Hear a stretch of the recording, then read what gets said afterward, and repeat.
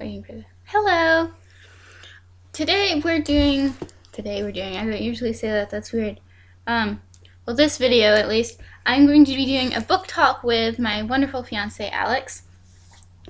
Yes, I love you. You're cute. About the book, As You Wish. Sorry, it's shiny. It's from the library.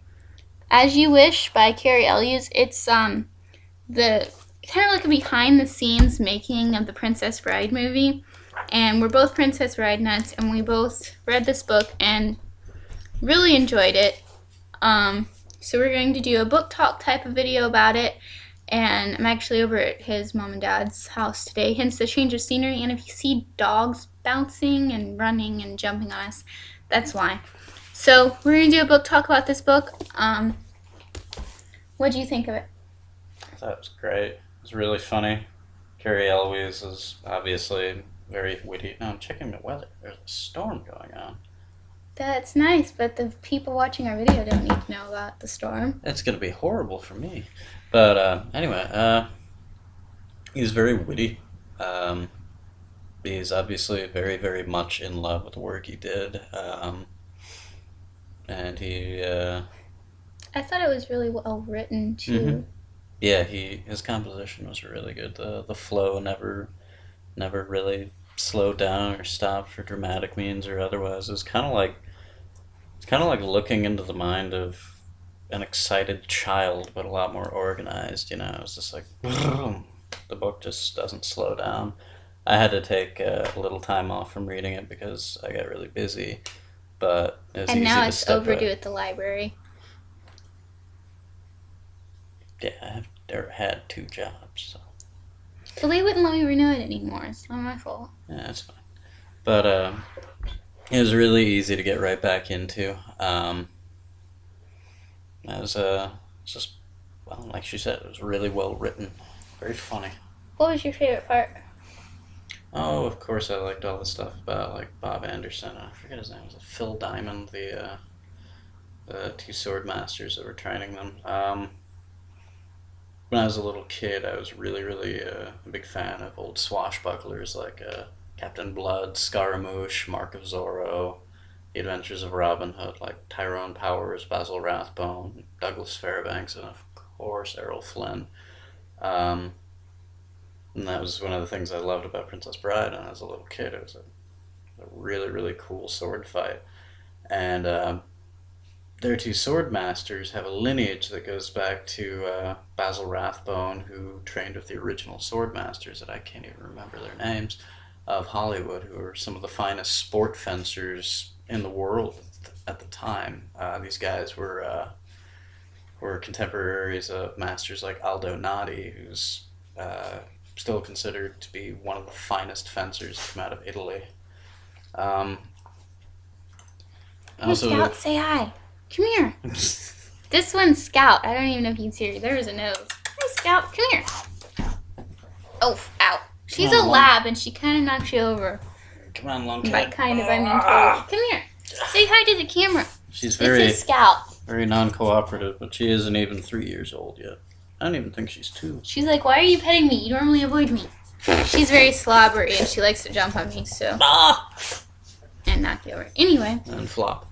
I And plus all the stuff about like Andre the Giant was of course just great. Sitting on set, you know, trying to shoot a very dramatic, funny scene, and suddenly he cracks out a fart that makes everyone think an earthquake happened, Yeah, that was a good part. while steam was rising from his wig because it was so hot. I really liked when they were talking about the food on set. I'm horrid with names, so I'm probably not going to remember anybody's name, even though it's my favorite movie ever. But the director dude is American. Would you stop? Rob Reiner. Yeah, he's American. And they're shooting over in Britain with pretty much a British crew. And here they have lunch break. Well, over there they had lunch break and tea break, and he's like freaking out that he has to give his crew 2 breaks because they only have so much time to shoot. And everybody that from there is like, well, if you don't give it to them, they're unionists, they're gonna just leave and you're not gonna have anybody. So he's like, okay, whatever. And they got done with that, and the um, caterer that they hired was like, do you remember? It's Indian. He was Indian and he only made one dish. So they were eating the same dish constantly for like 3 days until I finally said, okay, sorry, dude, we gotta hire somebody else because these actors cannot deal with this. I can't remember if it was Mandy Patinkin or Rob Reiner one day. No, that's right. I think it was Chris Guest. It was finally like, yeah, screw this, and brought in like an Italian caterer. And Yeah. I'm sorry, Indian food has nothing on Italian. I mean, they're both really good, but in different ways. Italian's just better. It's the best. Well, that's because there's more pasta and it's not as spicy. I love pasta. But have you had naan? Like, naan is one of my favorite Indian things. And the place in Edwardsville has it with like cheese and stuff. It's so good. Yeah, you'll have to show me sometime. They also had a bunch of pictures in the middle, like. Yeah, the thing Bruce Campbell hates, cramming all of them in the see middle. these. No, your camera is so fuzzy. I gotta get. It's not that it's fuzzy, it's that the lighting in here is weird. I have my lighting situation sorted out at home, but one of my book nerd things that I was really impressed It by. is not daylight outside. That is how bad this camera is at picking up light. That's a lamp.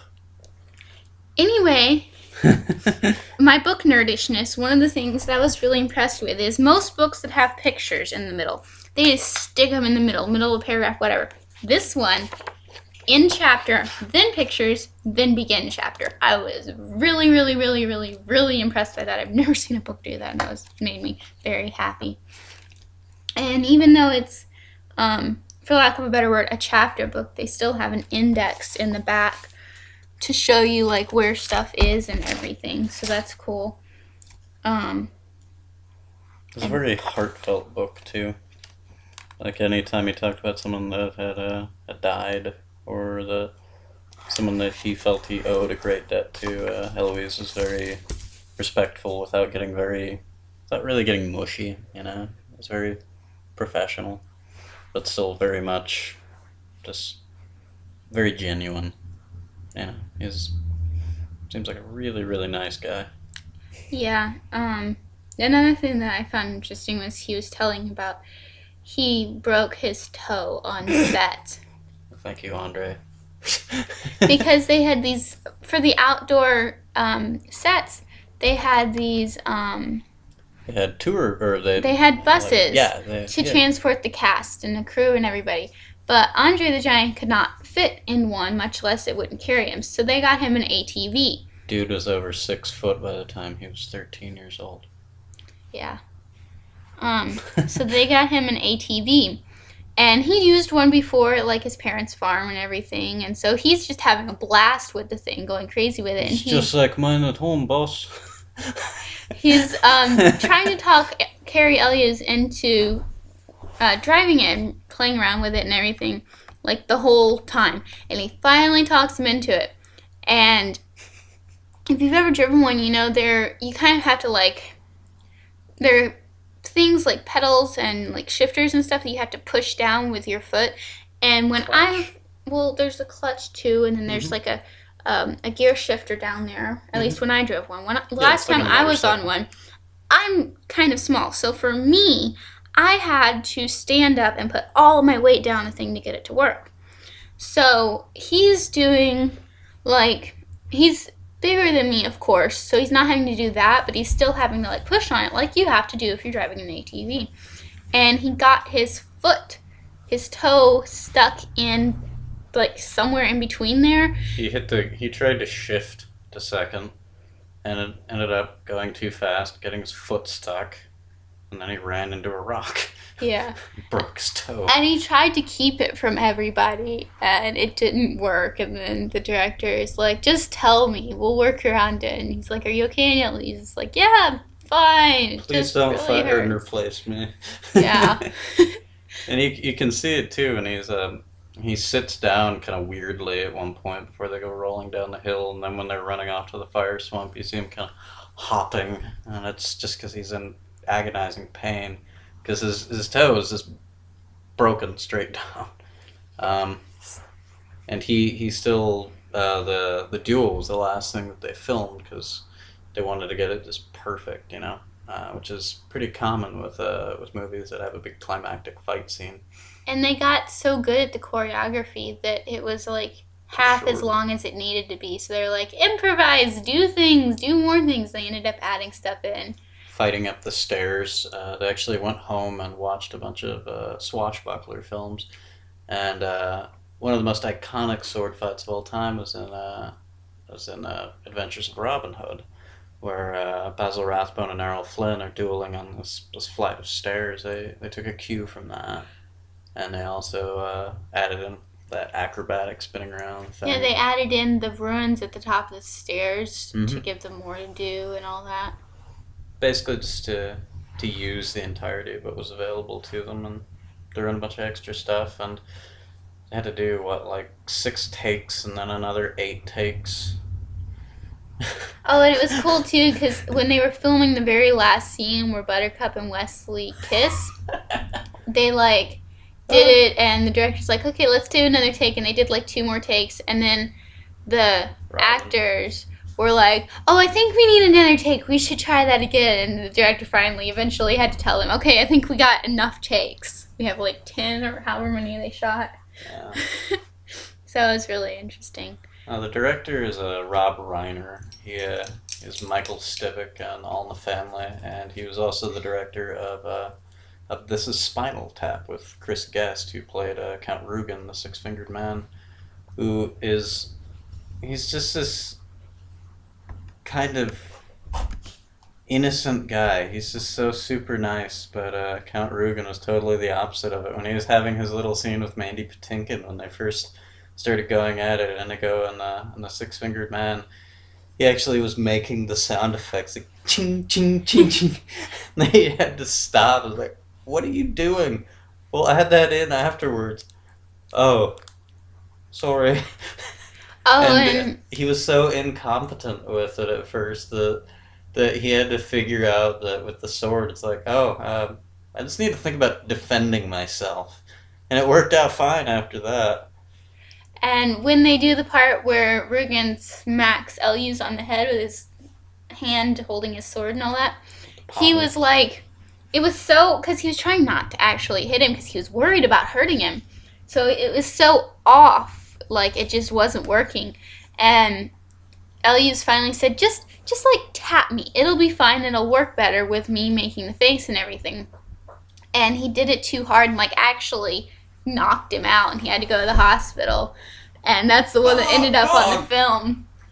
But he had to go to the hospital and get stitches and everything, and the guy playing Rugen felt so bad, and Ellie's like, it's not your fault. I'm the one that told you to do it. Ah! We're getting attacked by a Labrador, if you can't see. Do you have anything else you want to say, hun? Save me. Okay, I think that's the end of this book talk. If you like this, give it a thumbs up. If you have another book you want us to do a book talk on, let us know down in the comments. Scooch over here, you can't see. Ah! We have a couple books planned to do book talks on, but I have to finish reading them, and he has to finish reading them and stuff. So let us know what you thought about this video. You need to finish Neuromancer. If you haven't watched Princess Bride, go watch it. It's the best movie ever. Yeah, I think that's the end of this. I'm going to shut up now, and I'll talk to you later. Bye.